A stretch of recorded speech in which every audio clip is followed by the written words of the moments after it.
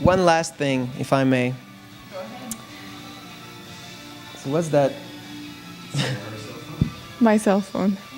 That's cool. Who's calling you if we're here? I don't know, but I definitely became unprofessional, not doing Q&As for almost a month. What happened? You know what's crazy? No. Does it mean that you have friends outside of our cult? I think it was my mother. I dare you. Nobody's calling me but my mother. All right.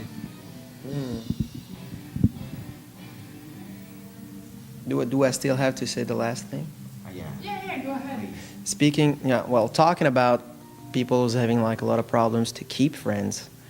You know, I went to bed, it was like, everybody was on the verge of exhaustion, and we were like so freaking tired. And before going to bed, I just said, well, tomorrow's going to be very intense. You know, we're meeting people that are very important, and, you know, we're going to go there. And it was at the end of the trip, and we knew that it would be very emotional. So I needed to because we were sleeping like 4 hours and every night.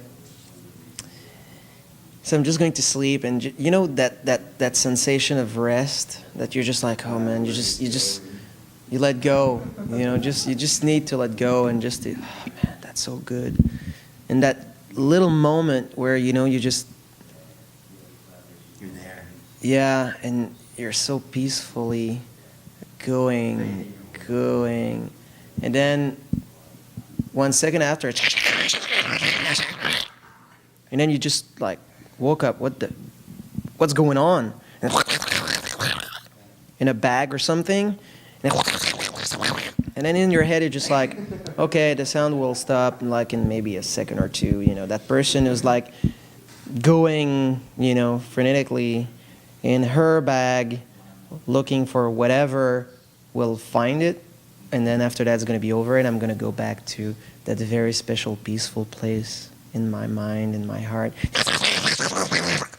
And for a couple of minutes, I had that symphony of destruction in my head, just right by my bed.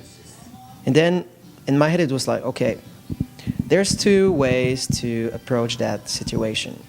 One, very mature, saying, well, look, you know, I'm not appreciating that moment right now. I warned you, I just asked you, you know, I exposed my desire, my need to sleep, and, you know, because tomorrow it's a very special day, very intense. Or the other way, you know, the way like that, you know, you want to, you know, to make a mess of it all, and, you know, and to scream and just to let go, you know, and just to try to for the other person to feel a little bit of that madness you had in your head. So then I just turned a little bit and said, Miriam? Yeah? Oh, you hear me? I'm very tired, and please, can you just like take whatever you need in your bag, and after that, just, you know, just please just be cautious of, you know, there's other people that really wants to sleep. Oh, okay. And to find the thing, and inside of me it was like, yeah, you did the right thing, but it's not as fulfilling as just like screaming out of your lungs and just like smashing things. And so yeah, so I still have a little bit of that on my heart right now. I'm so sorry. That ended so bad for you. Yeah. The thong underwear, everybody could see your ass. But there was a guy who came knocking on our hotel door to tell us to stop snoring. Oh, you really wanted to say that? Do we have enough time for that? Go ahead. Hey man, yeah, go ahead. But I was, we were in the room. You were we were in a room, Alex, YB, and I, and that day was just crazy. We've worked very, very hard, and we walked and a lot and traveled a lot. So we were very exhausted. And the next day, That day we were at the sand dunes. Yeah. So who means dunes means going up and down again and on sand. What a happy place to walk on. and the next day we needed to wake up at wake up at 5 a.m. because we were leaving at around 7 or something.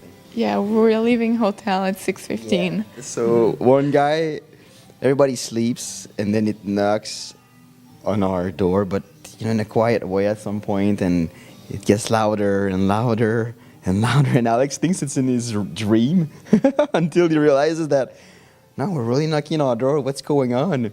And he wakes up. I thought it was like Miriam who wanted to like in my freaking room. Hey, I got a bag. I got to open up in that room. and Alex just pretty numb, just in between two worlds, just stand up, walks to the door, open it up, and there's this Japanese guy just saying, It's the clerk, like saying, "Sir, can you please stop? Like we have we received many complaints. Can you please stop doing like loud? It's very loud in your room. Can you please stop doing whatever you're doing?" And I'm just like, what is he talking about, man? It's not our room. We're freaking, we're sleeping. Sleeping for 2 hours. And then I said, "Oh, I'm sorry, you've got the wrong door." And then he had the same reaction as me, dealing with that bag, because he just like looked at me and said, like, "Listen." I'm just like, okay.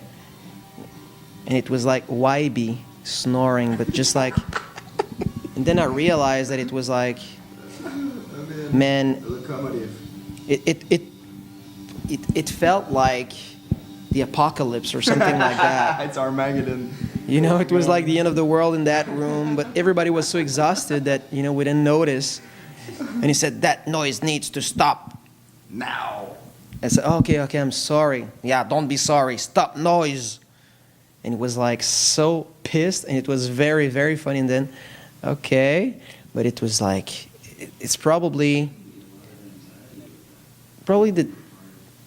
not quite the most annoying sound that I've heard in my life, because it's still number one. It's like,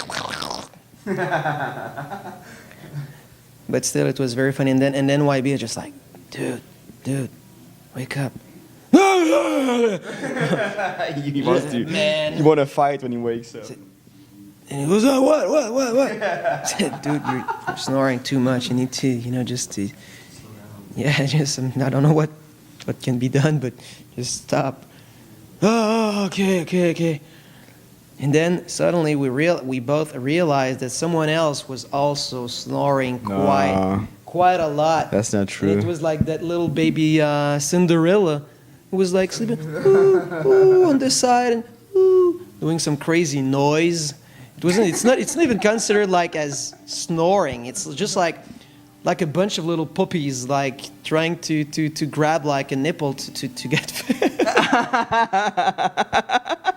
No, that's weird.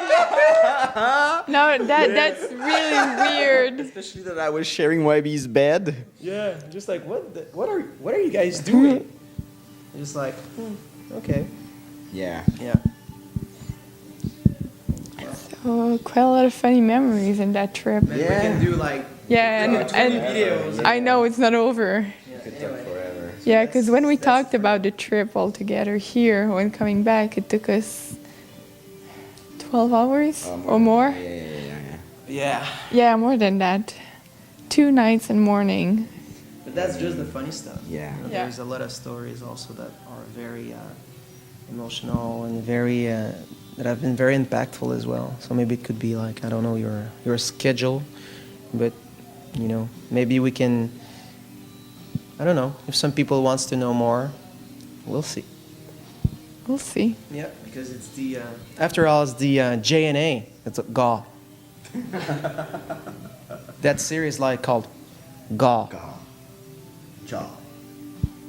Definitely.